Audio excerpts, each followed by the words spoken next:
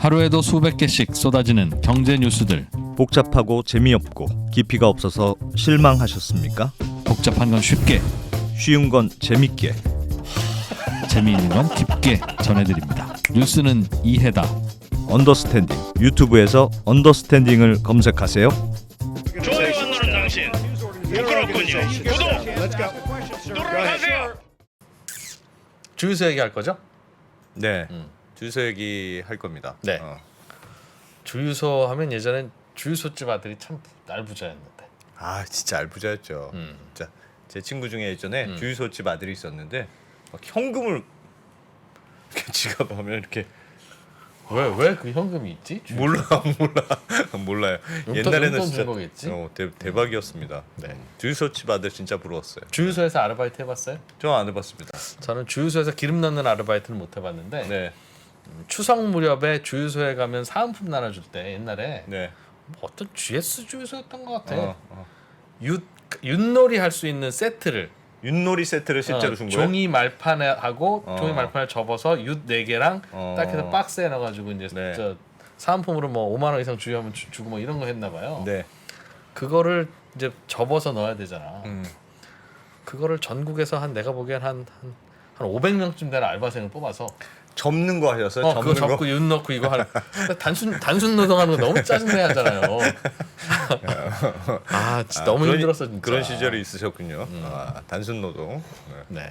주유소 지날 알겠습니다. 때마다 네. 그때 생각이 납니다. 네. 순진한 2%였는데 김수환 편집장님 어서 오세요. 예, 안녕하십니까? 네. 김 안녕하세요. 편집장님은 주유소에서 아르바이트 해봤습니까?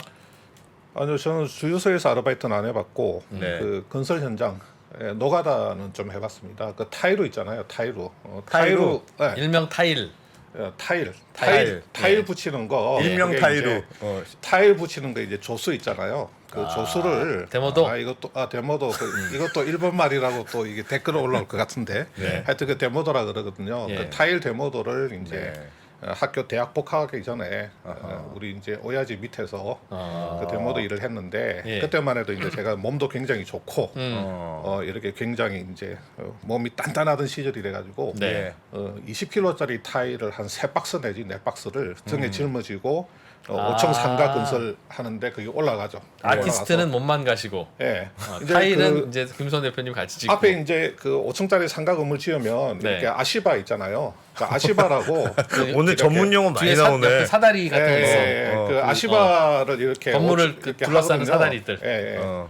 그러면 이제 아시바를 우리 말은 타고 비계. 벽에 이렇게 비계 그 타이루를 붙여요. 그러면 이제 데모도가 세면을 백색도 있고 뭐 흑색도 있어요. 예. 그래서 흑색 세면을 모래하고 이렇게 네. 저기 3층, 4층, 5층으로 올려가지고 그걸 섞어요. 섞어서 반죽을 만들어가지고 이제 타일 그 기술자가 이렇게 반죽을 그 외벽에 붙일 수 있도록 딱 준비를 해줍니다. 그래서 제가 이제 일을 너무 열심히 하고 반죽도 이제 본인이 합니까? 그때 20대니까 네. 반죽도 제가 하죠. 그럼 레시피를 아시겠네요. 그렇죠. 이제 단순 데모도는 아니고 이제 조금 이제 어깨너머로 배운 이제 약간 기술이 있는 데모도인데. 예. 근데 이제 막 40대, 50대 이제 그 노가다 아저씨들은 좀 하다가 쉬고 담배도 피고 뭐 이제 막걸리에 뭐 새참도 먹고 네, 그러잖아요. 네. 근데 저는 그때 20대니까 네. 막 굉장히 이제 뭐 엄청나게 열심히 이제 일을 했죠.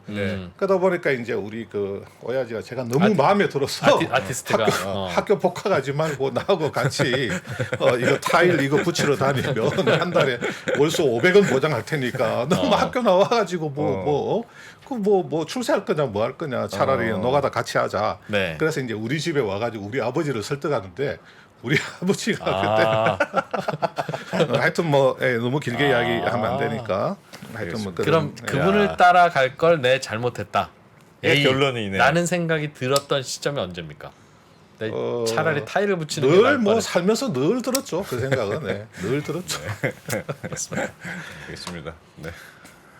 와. 오늘은 주유소 이야기. 예, 주유소 이야기. 주유소에 무슨 이야기 해주실 거예요? 죄송합니다. 앞에 너무 이제 쓸데없는 이야기를 많이 했는데 네. 지금 그 우리 그 차를 몰고 다니시는 분들 그 이제 기름 뭐 디젤류, 경유나 휘발유 쓰시는 분들 뭐 지금 그런 생각 하실 겁니다. 이게 정부에서 우리 이제 국민들을 위해서 유류세를 인하를 해줬잖아요. 작년 11월달에 1차로 20% 인하해주고 네. 4월 말에 또 추가로 10%를 더 인하를 해줬는데 유류세는 인하해줬다고 하는데 실제로 기름값은 그 유류세 인하한 만큼 떨어지지 않거나 오히려 부담이 더 가중되는 것 같다 그런 말씀을 많이 하시거든요. 네. 그래서 왜 이렇게 그 유류세를 인하를 하는데도 그만큼 기름값이 떨어지지 않느냐, 기름값이 이제 어떻게 결정되느냐, 이게 과연 뭐 정말 주유소의 문제냐, 아니면 뭐 정유사의 문제냐, 아니면 다른데 원인이 있느냐 그런 말씀을 좀 드리려고 합니다. 근데 이제 이게 좀 사실 조심스러워요. 왜 조심스럽냐면 이제 이 유가 이야기를 하다가 예. 이렇게 대부분 뭐 정유사가 나쁜 놈이다, 주유소가 나쁜 놈이다 이렇게들 생각을 하시는데 예컨대 정유사가 그렇게 폭리를 취하는 것도 아니고 그렇게 그 나쁘지는 않다는 그 취지로 이야기를 하면 네. 이게 자칫 이제 많은 분들한테 이제 욕을 듣기 십상이거든요. 뭐 정유업체한테서 뭐 받았느냐 뭐 이런 식으로 이제 생각하시는 분들이 있는데 그런 것은 전혀 없고요. 그런 것은 전혀 없고 제가 뭐 이렇게 기자 생활 할 때 그다음 겪었던 것들 그다음에 이제 최근에 뭐 오늘 이제 컴퍼니 백브리핑을 위해서 제 나름대로 여기저기 또 취재를 하고 또 공부를 했던 그 내용들을 가지고 제 생각을 말씀드리는 거니까 제가 뭐 다른 그 정유업계와의 불순한 결탁이 있었다든지 뭐 그런 것은 아니니까 네. 그런 쪽으로는 생각을 안 해주셨으면 좋겠습니다. 우선 먼저 이 이야기를 시작하기 전에 그 용어부터 좀 정리를 할 필요가 있어요. 그걸 간단하게 말씀드리면 우리가 이제 유가다 하는 거는 이제 국제 원유 가격을 말하는 겁니다. 예. 원유 가격을 이제 유가라고 하는 거고 뭐 국제 유가. 두 번째로 제품 가격이라고 하는 거는 휘발유나 경유 가격 이걸 말하는 거죠. 예. 그래서 다시 말해서 뭐 석유 가격 또는 이제 석유 제품 가격 이렇게 이야기하는 거는 휘발유나 이제 경유 가격을 말하는 거고 예.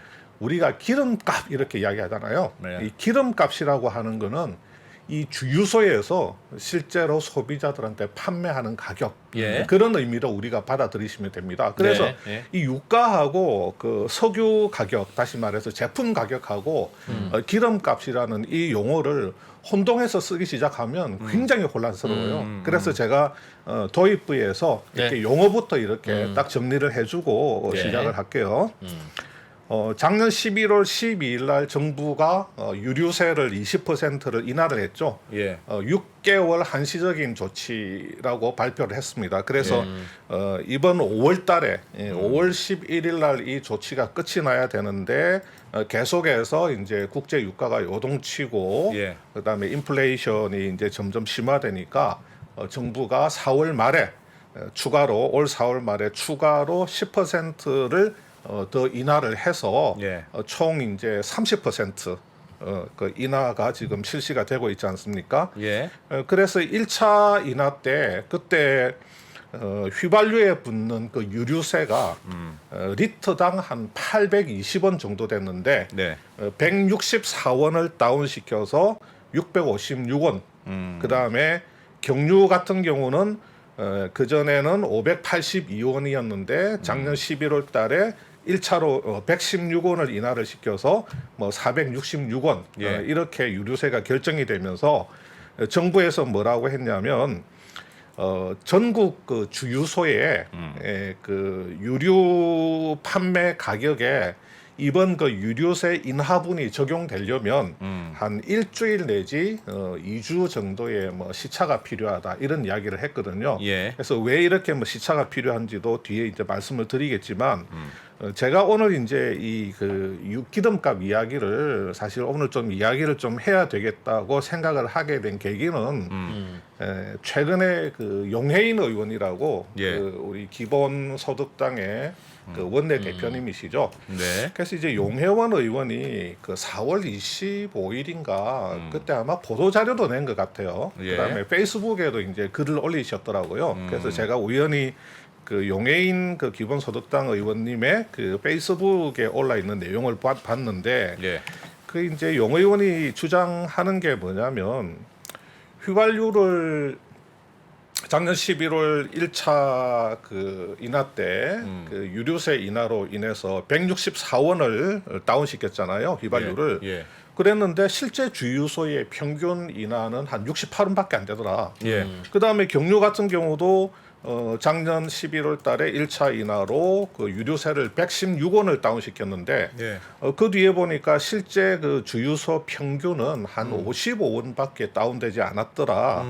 그러면서 그러면 이렇게 덜 다운된 부분, 이 덜 다운된 부분은 주유소하고 정유업체가 이거 나눠 먹었다, 나눠 가졌다 그런 주장을 하시더라고요. 예. 그러면서 이제 하는 말씀이 뭐냐면 정유사사가 작년 한 해 동안 7조 2천억 원의 영업이익을 올렸다.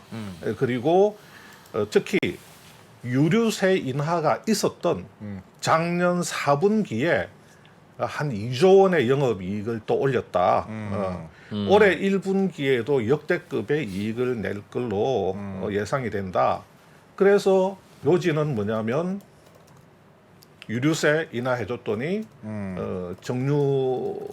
정유사하고 주유소가 조금만 이제 이렇게 가격이 다운되고 덜 다운된 부분, 그러니까 유류세 인하분하고 실제 주유소 판매분의 차액만큼을 예. 정유업체하고 먹었다? 주유소가 다 나눠 먹었다. 이게 이제 용해인 의원의 그 주장이거든요. 예. 근데 정말로 그 유류세 그 인하를 틈타서 국민들에게 돌아가야 될 혜택을 정유사가 중간에서 가로치기를 했다면 이건 굉장히 음악에 다스려야 되는 거죠. 뭔가 어떤 고의적인 의도를 가지고 유류세 인하를 틈타서 내가 여기서 뭔가 좀 장난질을 쳐야 되겠다 예. 해서 이익을 많이 냈다면 음악의 처벌을 받아야 되는데 다들 아시다시피 지금 정유사가 주유소에 공급하는 가격은 제가 알기로는 뭐 일주일에 한 번 KNOC 한국석유공사하고 산자부 산업통상자원부에 이 보고를 하게 돼 있습니다. 예. 어떻게 보면 정부에서 굉장히 강한 의지를 가지고 유류세를 인하를 해서 국민 부담을 들어주라고 했는데 정유사에서 일주일에 한 번씩 그 가격 내역 우리가 주유소에 공급한 가격이 얼마입니다 하면서 그 가격이 나오게 된 대충 그 내역을 이렇게 보고를 하게 돼 있거든요. 거기에는 기름값 더하기 세금 뭐 세금이라든지 그다음에 이제 이 주유소 공급 가격을 산출하게 된 그 내역 있잖아요. 예. 뭐 그런 이제 기본적인 내용까지도 다 들어갑니다. 주로 제품값에 세금 더했겠네요. 그래. 그렇죠. 그렇죠? 예, 그렇죠. 예. 그런데 그것도 이제 좀 이따가 설명을 드릴 텐데 정부에서 그러니까 제 생각입니다. 정부에서 의지를 가지고 지금 인플레이션 그 국민 부담을 들어주기 위해서 유류세를 인하를 해서 예. 기름값 부담을 들어주려고 하는데 그걸 틈타서 정유사들이 이 어떤 그 마진을 많이 챙기려고 한다면 예. 제가 생각할 때는 그 정부나 KNOC에 보고하는 자료에서 이렇게 어느 정도 냄새가 날 거예요.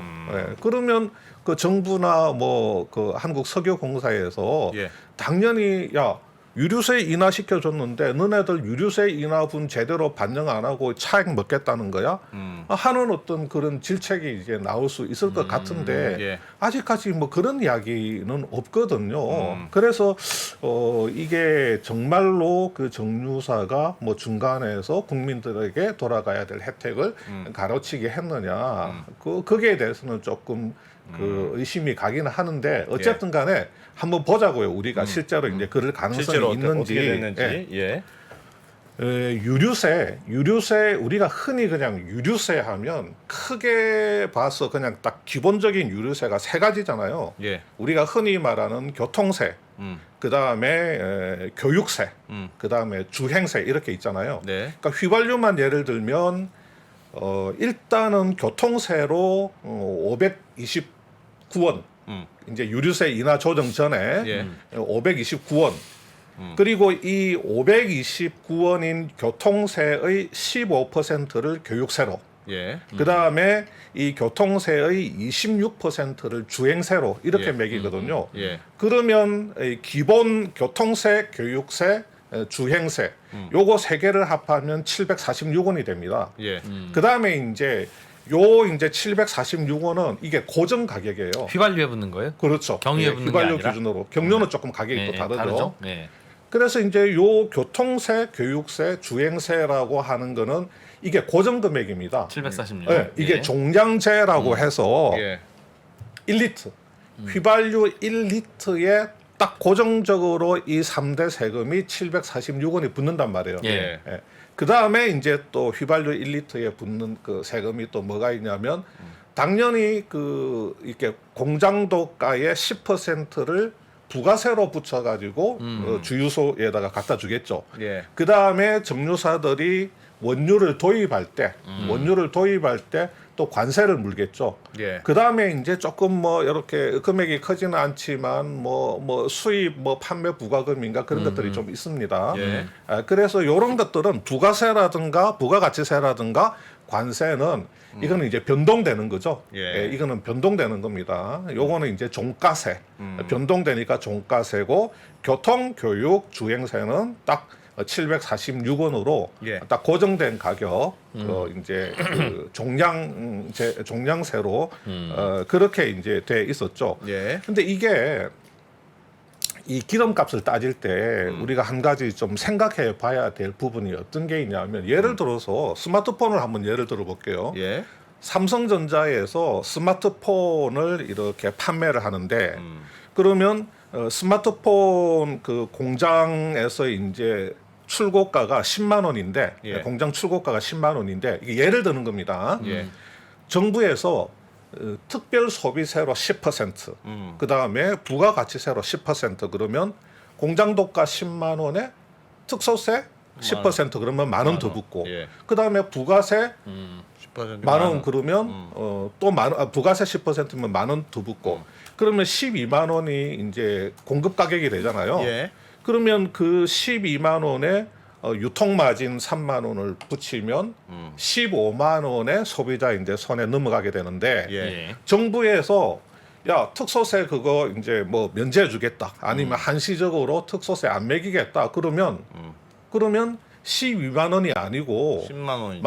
만 원이 빠지잖아요. 네. 만 원이 빠져가지고 11만 원이고 이 11만 원에 유통 마진 3만 원을 더하면 14만 원이 되잖아요. 네. 이건 너무 깔끔하게 딱 떨어지죠. 그냥 예. 우리가 그냥 예. 이론적으로 봤을 때. 예. 그런데 이 기름값이라고 하는 것은 이게 뭐가 문제냐면 이게 그 매일매일 공장 출고가가 변동하는 겁니다.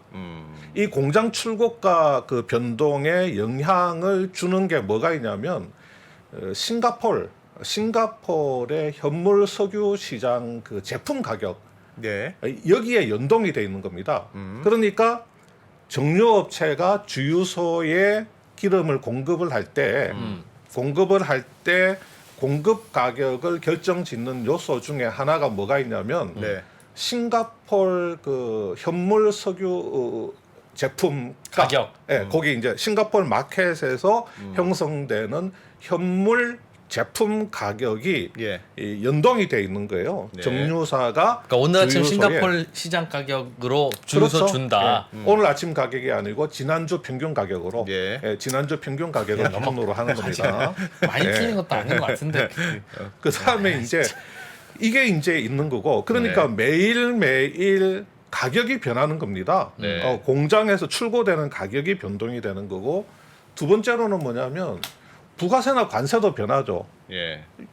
그 중동에서 이제 중동 두바이유 도입할 때 얼마로 도입했느냐에 따라서 붙는 관세가 변하는 거고 그 다음에 부가세는 뭐 이제 주유소 이제 공급 가격 곱하기 10%에서 이제 부가세를 붙이니까 예. 이게 변하게 되는 거죠. 그 다음에 세 번째는 뭐냐면 정유사가 주유소에 공급을 했을 때 주유소 단계에서는 시장 경제 원리에 의해서 이제 움직인다는 거죠. 예. 그러니까 그거는 주유소 사장님의 마음이라는 거죠.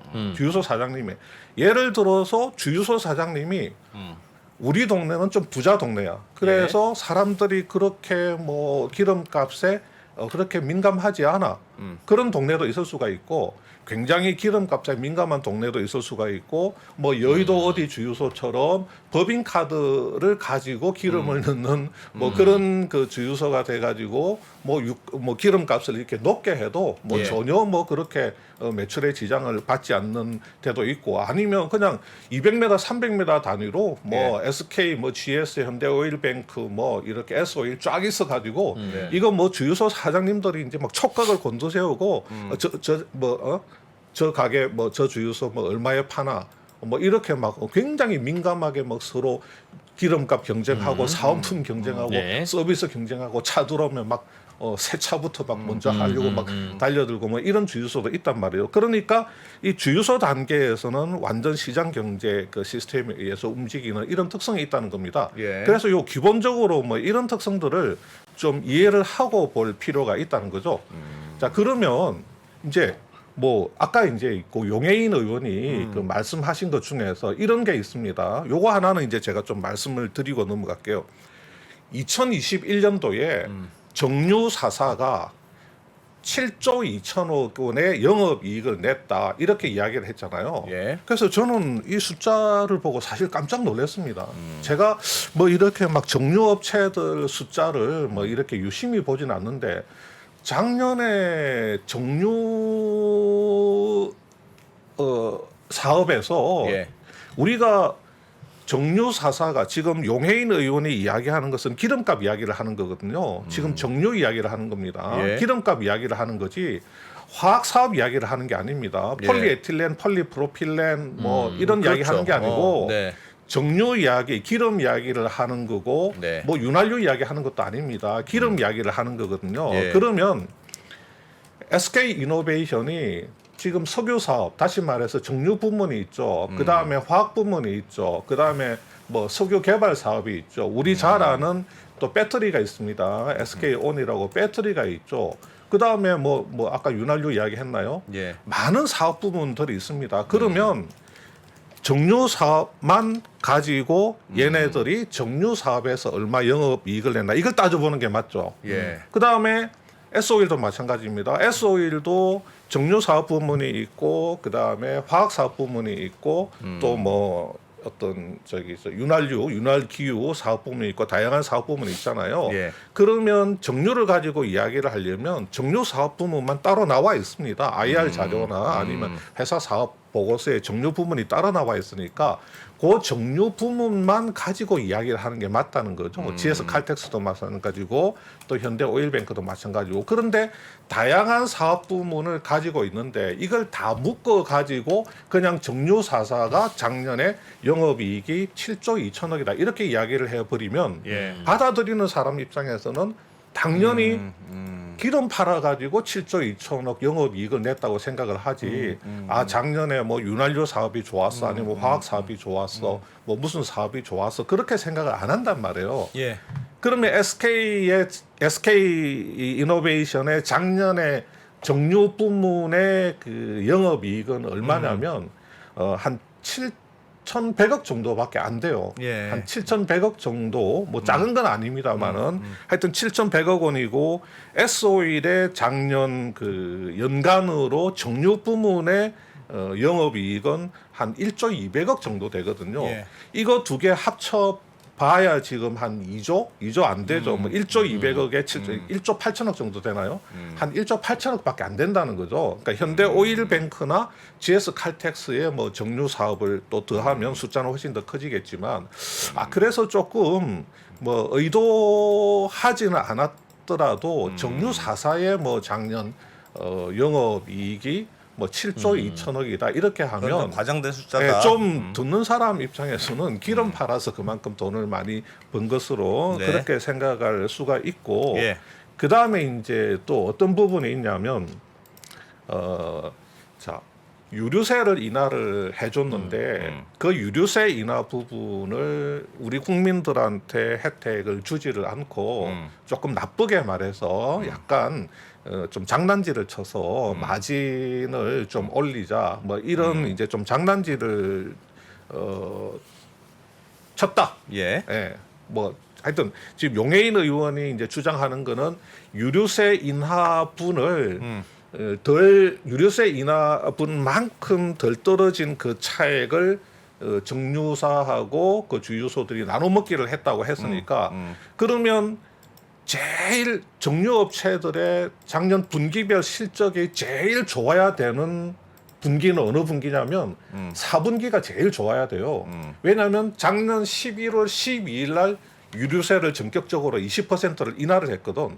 그러면 유류세 20% 인하한 부분을 가지고 주유소하고 정유업계하고 조금만 소비자 가격은 조금만 떨어뜨리고 정유업체하고 그다음에 주유소가 나눠 먹기를 했으니까 예. 그러면 작년 11월 12일 날 유류세를 전격적으로 20% 떨어뜨렸으니까 예. 4분기가 분기 영업이익이 가장 많이 나야 돼요.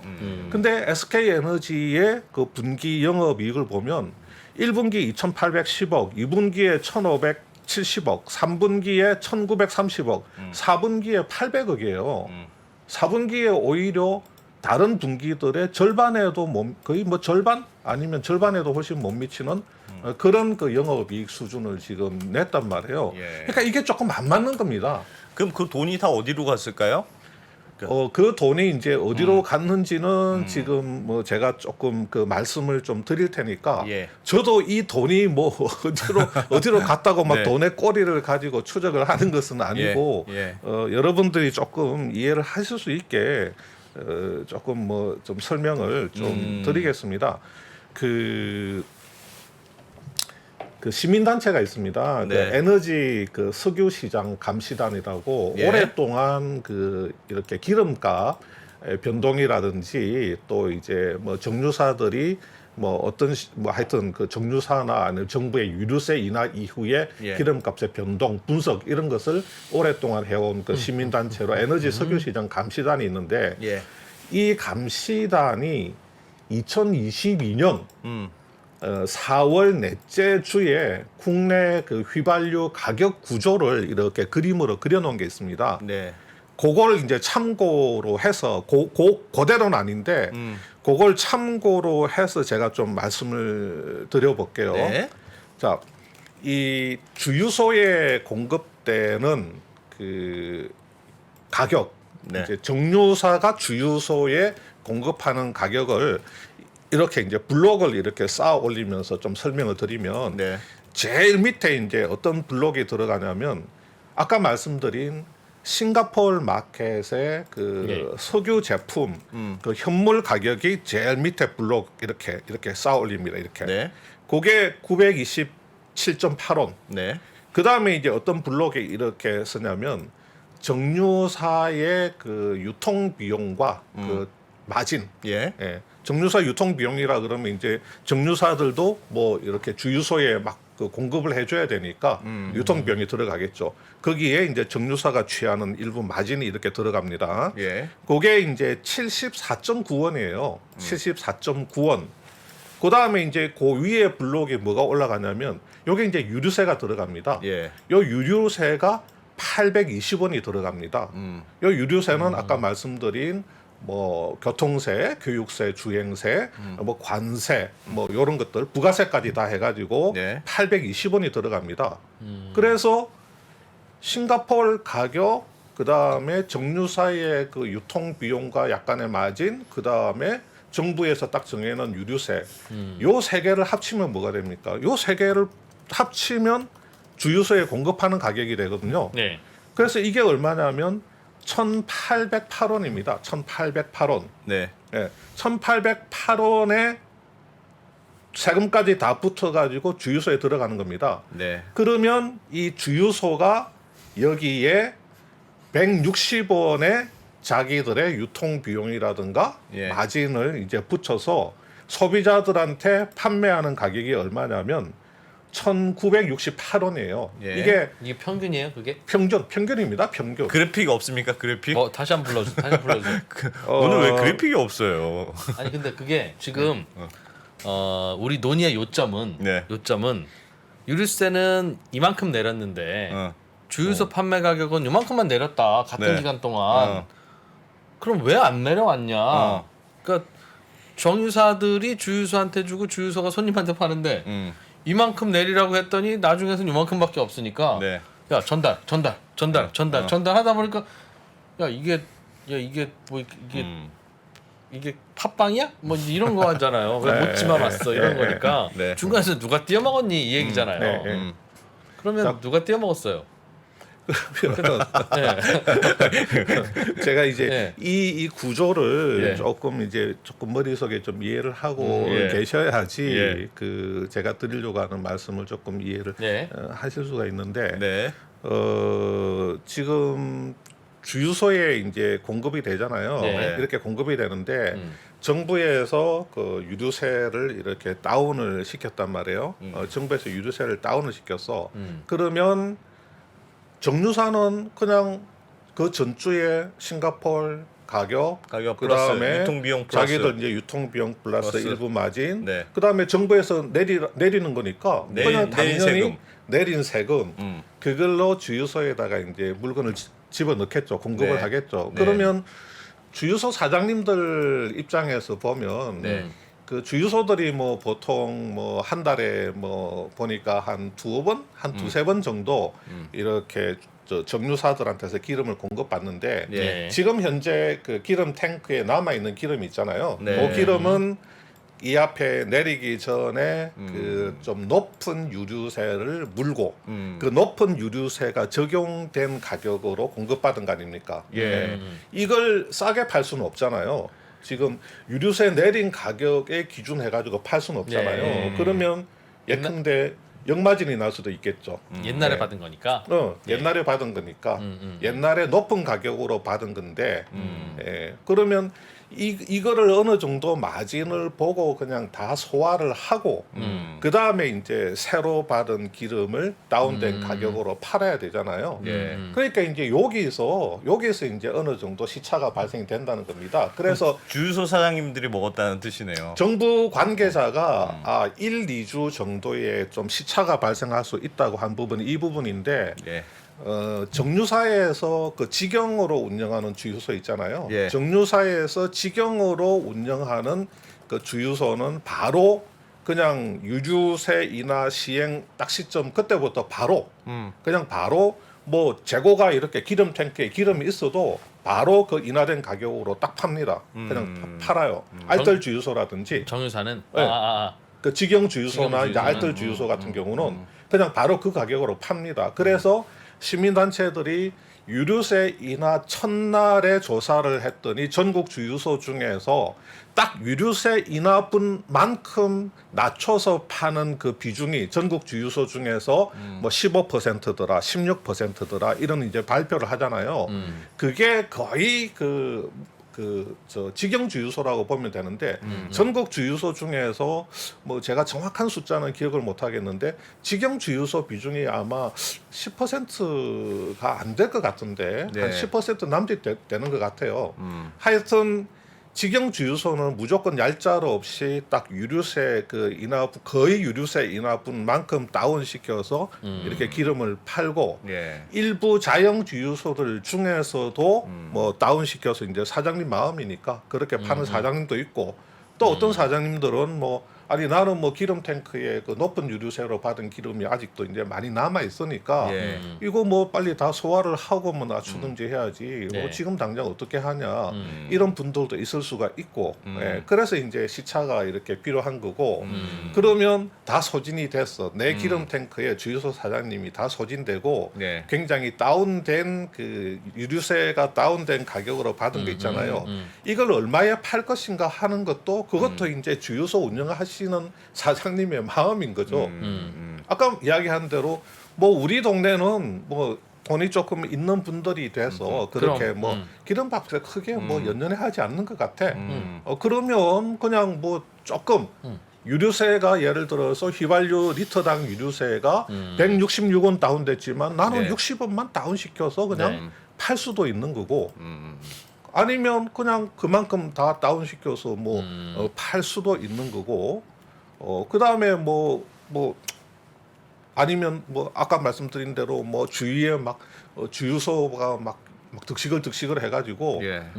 이게 뭐 소비자들이 민감하게 여기가 뭐 단돈 뭐 5원이라도 싸다면 그냥 그쪽으로 차가 다 몰리는 상황이다. 예. 근데 내 옆에 있는 주유소를 보니까 이 녀석이 지도 기름 탱크에 옛날 높은 가격으로 받은 게 좀 있을 것 같은데 이렇게 유류세 인하 기념 이벤트 해가지고 뭐 리터당 얼마 해가지고 치고 나온다. 그러면 나도 거기에 이제 대응을 할 수밖에 없는 거고. 결국 주유소는 얼마에 팔라는 게 규제가 있는 것도 아니고 규제가 있는 건 아니죠. 그러니까 평소에도 유류세 안 깎아줘도 경쟁이 치열하면 깎아줄 수도 있고 그렇죠.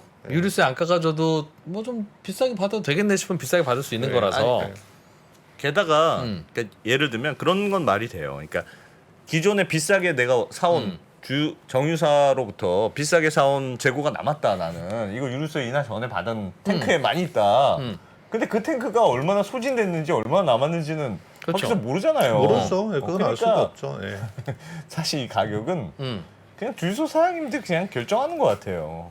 예, 그러면 그러니까 유류세를 낮춰주면 그래도 전반적으로 주유소 사장님이 싸게 팝니까? 예를 들면 이제 그럴 수는 있겠죠. 이게 제가 예를 들면 직영 주유소는 유류세를 인하한 만큼만 바로 적용했다. 그럼 그 우리 주유소 바로 옆집이 네. 직영 주유소야. 그럼 이제 여기서 좀 가격을 내리면 뭐 연쇄적으로 조금씩 영향은 받겠죠. 뭐 그런 효과 정도? 뭐 그런 효과 정도를 노리고 유류세를 인하하는 거라면 유류세 인하만큼 가격이 안 떨어지거나 혹은 더 떨어지거나 그럴 수 있는 거네요. 애초부터 원래 그렇죠. 이 구조는 맞습니다. 예. 밀가루 관세 내린다고 왜 빵값이 왜 570원짜리가 왜 530원이 안 되냐 따지는 예. 거랑 똑같다는 얘기네요. 예, 예. 그래서 중간 제가 유통 과정에서 삼성 스마트폰을 말씀드린 게 예. 삼성 스마트폰은 그냥 삼성에서 공장 출고가는 10만 원이고 부가세 특소세에서 만 원에서 12만 원이고 유통마진 3만 원 붙여서 15만 원에 소비자한테 가는데 네. 정부에서 그냥 만 원 특소세 만 원 면제 그래버리면 그냥 만 원만 빼고 유통시키면 되는 건데 기름값이라고 하는 거는 아까 말씀드렸잖아요. 주유소 사장님한테 넘어가는 단계에서부터는 거기서부터는 완전 시장 알아서 원리에 파는 거니까? 의해서 파는 것이기 때문에 물론 정유사사가 그 거래하는 주유소 사장님한테서 협조 공문을 보낼 수가 있죠. 정부에서 유류세 인하 대책을 실시하니 사장님들께서도 어떤 국민들의 부담을 생각해서 뭐 기름값을 좀 낮춰서 이렇게 해주십시오 하는 협조 공문을 보낼 수는 있지만 그것은 뭐 사장님들이 이제 그 지키든 안 결정하기 지키든? 이제 나름이라는 겁니다. 그래서 뭐 이게 또 이렇게 이야기하면 뭐 주유소 사장님들이 뭐 중간에서 뭐 덜 인하된 부분을 그냥 다 떼먹고 있는 뭐 이런 굉장히 또 그 나쁜 사람으로 네. 또 인식이 될 가능성이 있어서 상당히 조심스럽긴 한데 그 다음에 이제 그 말씀드려야 될 부분이 우리가 이제 이렇게 이야기를 하잖아요. 야 국제 유가가 예를 들어서 지금은 아니지만 지금은 국제 유가가 이제 지금 많이 오르고 있는 전반적인 시대지만 옛날에 이제 국제 유가가 좀 떨어질 때 야 국제 유가가 이렇게 떨어지는데 왜 이렇게 그 기름 값은 안 떨어지느냐 이렇게 말씀을 많이 하시잖아요.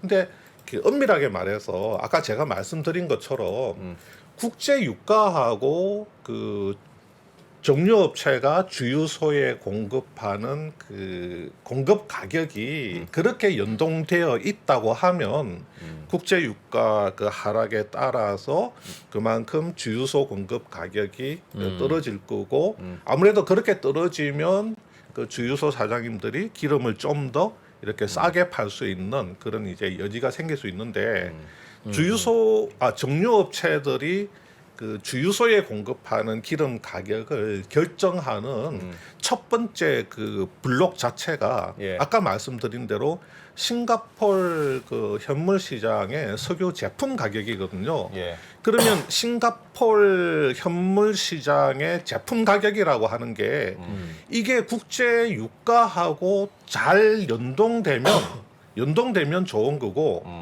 이 원유 마켓하고 이 제품 마켓은 비슷하게 움직일 수도 있고 커플링 될 수도 있고 커플링 되지 않을 수도 있거든요. 네. 그러니까 지금 원유 마켓이라고 하는 게 그럼 오펙이라든지 그 소수의 이제 공급자 유가가 사실은 뭐 국제적으로 공인된 그 어떤 담합에 의해서 예. 가격을 결정을 하잖아요. 예. 그리고 뭐 러시아 우크라이나 전쟁 같은 이런 뭐 또 요소가 생길 수 있고, 그러니까 이게 국제 그 유가라고 하는 거는 조금 이제 예측하기 어려운 어떤 요인에 의해서 이제 예. 많이 이제 변동이 되는 거고, 근데 이 국제 유가가 그래서 국제 유가에 연동되는 게 아니고 싱가포르 현물 시장의 현물 제품 가격에 그 연동돼 있기 때문에 네. 국제 유가하고는 다른 방향으로 움직일 수도 있고 같은 방향으로 움직이기는 움직이되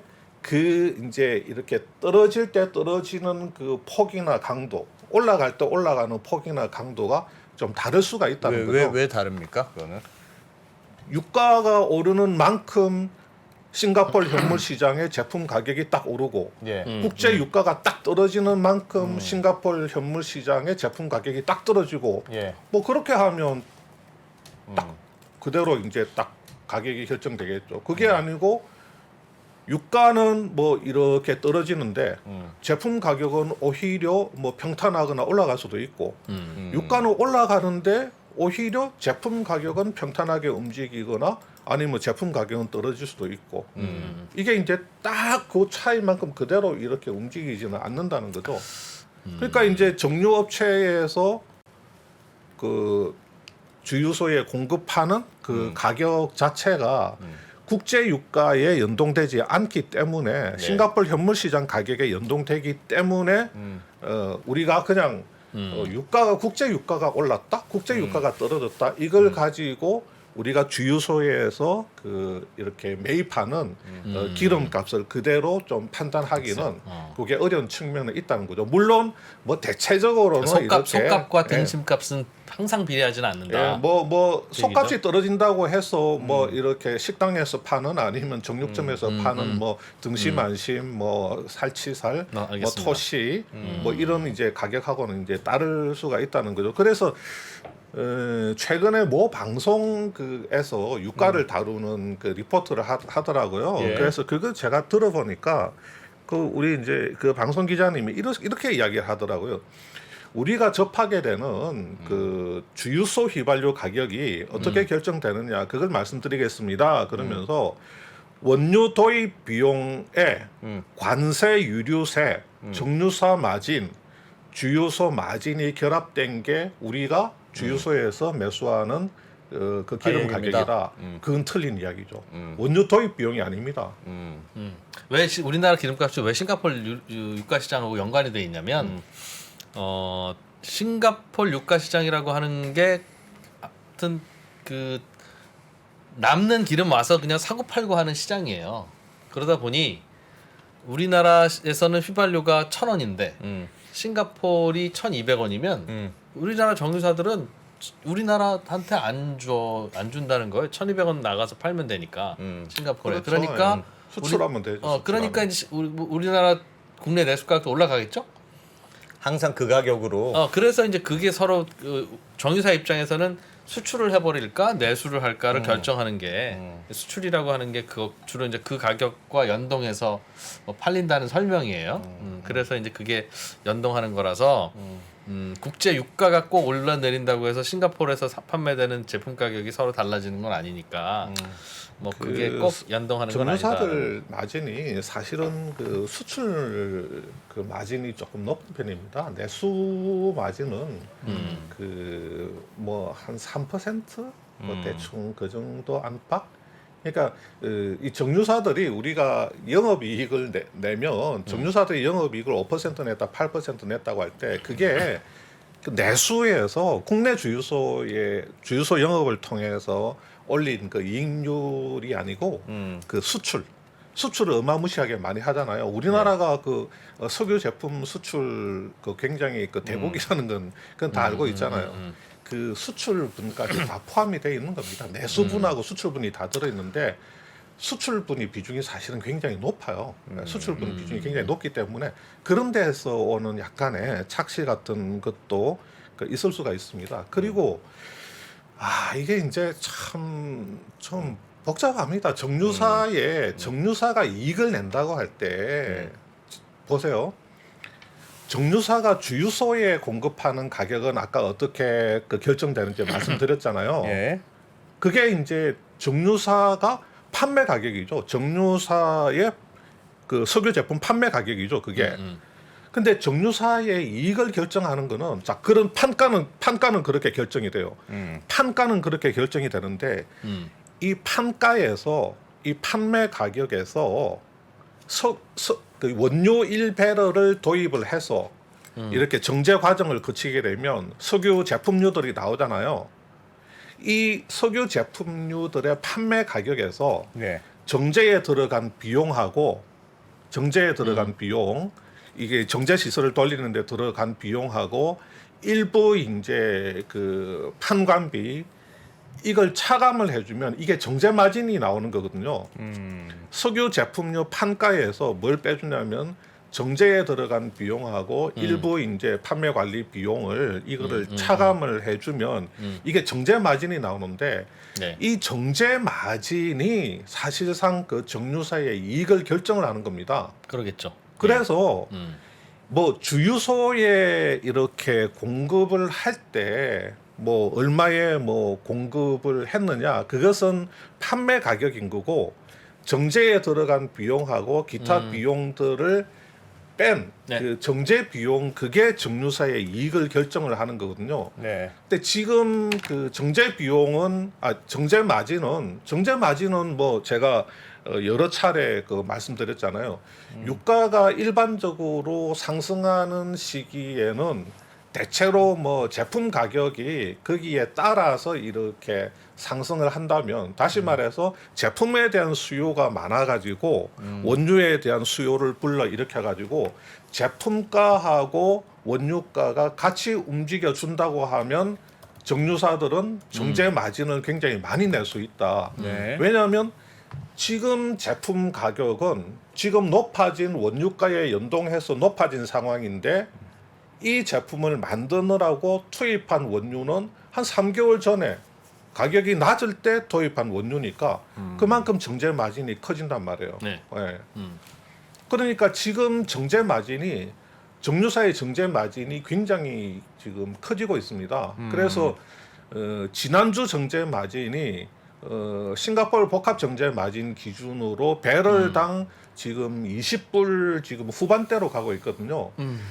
정유사들의 손익분기 정제 마진이 보통 배럴당 4불에서 5불로 보고 있습니다. 예. 4불에서 5불이면 그냥 영업 손익분기로 보고 있는데 최근 짧은 기간에 급격하게 이 정제 마진이 지금 그 20불 이상으로 지금 올라가고 있는 상황입니다. 예. 그래서 그러니까 휘발유 경유값 비싸져서 그렇다는 거죠. 예. 그러니까 정유사 입장에서는 이 정제 마진이 많이 나서 돈을 벌 수밖에 없죠. 지금 현재 뭐 돈을 많이 벌고 있는 건 사실입니다. 그러니까 우리가 정유 회사한테 야 너네들 정제 마진이 이렇게 많이 나는데 좀 너네들이 이렇게 정제 마진 나서 이익 많이 날 때 좀 그 이익 좀 덜 보고 기름값 좀 너네들이 주유소에 공급하는 기름값을 그 공식대로 하지 말고 뭐 싱가포르 현물 가격 플러스 뭐 유류세 어쩌고 저쩌고 그거 하지 말고 좀 싸게 해놔 봐라. 그냥 좀 싸게 좀 해봐. 싱가포르 뭐 현물 시장 석유 제품 가격이 900원이라 하더라도 그냥 700원으로 그냥 계산해가지고 주유소에 좀 싸게 팍팍 넣어가지고 우리 좀 국민들이 좀 싸게 그렇게 좀 해봐. 너무 크게 먹지 말고 이런 요구를 하려면 할 수는 있어요. 그냥. 예. 예. 예. 그 누가 그런 요구를 할 수 있습니까? 정부에서는 그런 요구를 옛날에는 했죠. 아이, 그거를 어떻게 그러니까 수출 가격이 싸면 그러니까 비싸면 수출 가격으로 하면 되니까 뭐 그거는 싸게 팔라고 하는 건 아닌데 네. 궁금한 건 결국은 유류세를 깎아줘도 정유사 아니면 주유소에서 흡수될 수 있다. 그거를 그들이 먹었다라고 표현하는 거 아니라 맞습니다. 밀가루 예. 관세 내린다고 해서 빵값이 안 내리면 중간에 유통 과정에서 그게 관세 내는 게 흡수된 건데 그렇죠. 그거야 뭐 하다 보면 그렇게 될 수도 있죠. 그걸 누가 뭐 악의를 가지고 예. 하겠습니까? 그런데 이제 지금은 그럼 우리 재미로 찾아보더라도 주유소가 범인이냐, 정유사가 범인이냐, 아니면 공범이냐. 그런데 합리적으로 보면 공범일 가능성이 매우 높은데 유통 과정에서 알아서 서로 나눠 먹었겠죠. 그런데 오늘은 정유사는 주유소에 공급하는 가격을 어디에 보고하니까 음. 어제까지는 요 가격에 공급하다가 그리고 정유사가 공급하는 가격이 싱가포르 현물 가격에 뭐 이거 뭐 한다고 하니 싱가포르 현물 가격도 감시하는 분이 보면 알 거 아니겠어요. 환율 더하면 되니까. 그럼 여기에다가 그렇죠. 네. 유류세 더해서 이만큼을 공급해야 되는데 얼마에 공급했는지를 딱 보이면 그럼 정유사는 더 비싸게 공급할래 할 수가 없다. 그게 너무 뚜렷하게 나와서 그 말이에요. 그게 있다면 그 말이 맞는데 뭐 그걸 누가 감시해요? 그러니까. 그거는 뭐 그걸- 그거는 아까 네. 그 제가 그냥 그 개인적 생각이라고 말씀드렸고 예. 그게 이렇습니다. 뭐 KNOC가 한국석유공사가 있고 산자부가 있는데 정유업체가 네. 감히 자기들 뭐 그 마진을 그 국민들에게 돌아가야 될 유류세 인하분을 자기들이 마진을 취할 수는 없을 겁니다. 하는 게 그냥 제가 생각할 때 이제 그런 생각이 든다 하는 거를 그거를 말씀드린 거지. 그렇기 때문에 뭐 정유사는 도저히 그 유류세 그 인하분에서 혜택을 볼 수 없습니다. 그렇게 이제 말씀드린 건 아니고 아까 이제 그냥 제 생각에는 그렇지 않겠나 하는 생각도 근데 든다고 사실 이제 말씀드린 거고. 아주 상식적으로 생각해도 그 유류세를 인하해서 정유사가 유통 마진을 똑같이 먹더라도 그러니까 난 마진 다 똑같아. 그리고 싱가포르로 거래된 가격이야. 공식에 따라서 내가 하나도 더 먹는 거 아니야. 해도 공급 가격이 낮아지잖아요. 그럼 많이 팔리겠지. 그럼 많이 팔려서 사실 정유사한테 좋은 일이에요. 아 물론 그렇지. 그래서 그러니까 우리는 하나도 더 먹은 거 아닙니다라는 주장이 그래서 그러니까 사실은 정유사들이 이게 안 떨어지는 거는 지금 요즘 정유사 주장은 안 떨어진다 우리한테 뭐라고 하는데 아니 그 주유소한테 얘기하세요. 우리는 똑같은 가격에 주는 겁니다. 그렇지. 먹으면 주유소가 먹지. 아 근데 생각해 보면 네. 주유소 그렇게 흡수될 거예요. 주유소마다 네. 치열하게 가격 경쟁을 하는 주유소가 있고 그치. 절대 가격 경쟁 안 하는 주유소가 있잖아요. 네, 네. 법인카드로 긁는 주유소는 안 하잖아요. 서비스 경쟁 해버리지. 그러니까 비싸게 그냥 사니까. 그러니까 거기다가 싸게 줘봐야 음. 싸게 준다고 굳이 가격 낮추지 않지. 지금 가격 낮출 수 없어서 가격 안 낮춘 게 아니라 근데 그래서 그런 거니까 당연히 뭐 여기저기서 흡수는 되겠죠. 그런데 문제는 정부가 세수를 줄이면서까지 유류세를 인하해서 했는데, 얻으려고 하는 목적은 실제로 주유소에서 판매되는 기름값을 그만큼 내려보기 위한 노력인데 그게 중간에 뭐 고이든 어떤 방식이든 흡수가 되어 버린다면 뭔가 정책을 다른 카드로 써야 되는 거 아니냐. 그건 다른 생각을 좀 해봐야 뭐 다른 된다는 정책 거죠. 카드가 있으면 쓰면 되죠. 국제 유가가 막 오릅니다. 국제 유가가 막 오르는데 유류세를 인하를 시켜요. 그러면 유류세 인하 효과가 나타나기도 전에 국제 유가 상승에 따라서 예컨대 그게 싱가포르 현물 가격에 영향을 줘버리면 유류세를 아무리 다운시켜도 유류세 인하 효과가 시장에 영향을 미치기도 전에 그냥 기름값은 그렇겠죠. 소비자들이 사는 기름값은 그냥 높은 가격에 살 수밖에 없어요. 옛날에 그런 일이 있었습니다. 언젠가요? 2006년, 7년? 2008년인가? 옛날에 유가가 쭉 오르는데 15% 유류세를 인하시켜 버렸어요. 그런데 유가가 급격하게 오를 때 인하시켜 버리니까 정유업체들의 주유소에 공급하는 가격은 높게 들어가니까 유류세 인하 효과가 나타나기도 전에 그냥 기름값은 계속 올라가니까 그러니까 이제 뭐지 이거? 이거 뭐지? 어디로 갔어? 유류세 인하분. 옛날에 2011년도인가 그때 최준경 장관이라고 산업부 장관 하던 분이 있어요. 근데 그때 그게 무슨 일이 있었냐면 당시에 자기가 자기 회계사다 이거야. 내가 회계사라서 정유사들 회계장부 내가 다 까보겠다. 들여다보겠다. 주유소도 내가 다 까보겠다. 그래가지고 막 엄포를 놔서 실제로 가격이 막 떨어졌어요. 그때는. 기름값이 묘하다. 그 MBA 이제 또 맞아요. 명언도 있지 않습니까? 맞아요. 기름값이 그래서 참 묘합니다. 묘하다. 기름값 묘하다 발언 이후에 그런 적도 예전에 있었던 생각이 나네요. 알겠습니다. 기름값이 그래서 정유사가 많이 먹는 이유는 마진율이 높아서가 아니라 워낙 매출이 많아서 그렇고 우리가 기름을 진짜 많이 써요. 네, 네. 진짜 많이 쓰기 때문에 네. 그래서 이제 이익은 많이 나오는 건데 네. 그럼에도 불구하고 그렇죠. 음. 이게 어디서 뭐 수입해다 쓸 수 있는 게 아니라서 그러니까요. 수입이 자유화되거나 그러면 그러니까요. 뭐 많이 먹는 것 같으면 누가 수입해다 팔겠지. 안심하고 쓰면 되는데 아니 이게 수입이 어렵잖아요. 사실은 그래서 그때 저도 그러니까 주유소가 정유사나 주유소가 나쁘다고 하는 건 아닌데 사실 그때도 왜 정부가 아니 시장의 가격을 어떻게 이렇게 개입할 수 있느냐 했을 때 약간의 이 구조는 약간의 독과점적인 성격이 있다. 있어, 왜냐하면 있어. 중국에서 사오기 좋으면 중국에서 사오면 되는데 못 사와요. 왜냐하면 그 들어가는 성분이 다르기 때문에 가까운 데 있어도 야 이거 싸니까 우리가 대충 이걸로 수입해서 그렇기도 가르마자가 하고. 안 되기 때문에 사실상 국내에 있는 모든 기름은 다 국내 주유소 걸 써야 되고 뭐 그런 문제들이 좀 있더군요. 그래서 꼭 시장 가격이 아주 반영되는 시장은 아니다. 채팅창에서 마스터조님께서는 3, 4조 적자날 때는 그게 시장 경제니까 받아들여야 되고 3, 4조 이익 볼 때는 가격 인하해서 국민들한테 돌리라는 그게 무슨 사회주의지 무슨 그게 시장 경제냐 네. 그런 말씀하시는 분도 계시고 네. 뭐 그것도 맞는 말씀이에요. 예. 아까 중간에 뭐 부가가치세를 차라리 그럼 좀 줄여봅시다. 아예. 마지막에 하든가 아니면 뭐 그거 있잖아요. 카드로 긁어라. 그럼 카드사가 주유소에서 긁은 게 얼마인지는 알려줄 테니까 거기서 그냥 깎아줘라 일괄적으로. 예를 들면 한 달 동안 30만 원 긁었으면 3만 원을 깎아줘라. 아예. 그리고 그걸 그냥 정부가 세금으로 지원해주면 되는 거 아니냐.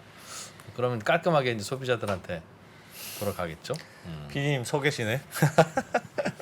빨리 끝내랍니다. 네, 6시 네. 퇴근길 라이브 진행하고 나서 7시 45분에 저희는 다시 돌아오겠습니다. 오늘은 오늘은 그 박현도 교수님, 서강대학교 박현도 교수님 아. 나오셔가지고 아라비안 나이트. 야 아라비안 나이트 오늘은 이란 핵 협상 얘기를 하는데 이란. 오늘이 무슨 날인지 알아요? 트럼프 대통령이 4년 전에 이란 핵 협상 탈퇴한 딱 4년째. 그거에 기가 막히게 맞춰서 저희가 한번 이란 이야기. 이란 이야기. 오늘은 정말 이란 이야기 알겠습니다. 한번 배워보겠습니다. 네. 자, 퇴근길 라이브로 이어갑니다. 고맙습니다. 저희 신과 함께해서 가장 고정 팬층이 탄탄한 바로 그 프로그램이죠. 전 세계 이야기 돌아다니면 정말 내가 무식하구나. 아이 뭐 또 그럴 필요는 없죠. 그래도 이렇게 또 알다가 또 오른쪽 귀로 들어가면 또 왼쪽 귀로 흘러나가는 게 저희 기억력이고 또 인생이지 않습니까?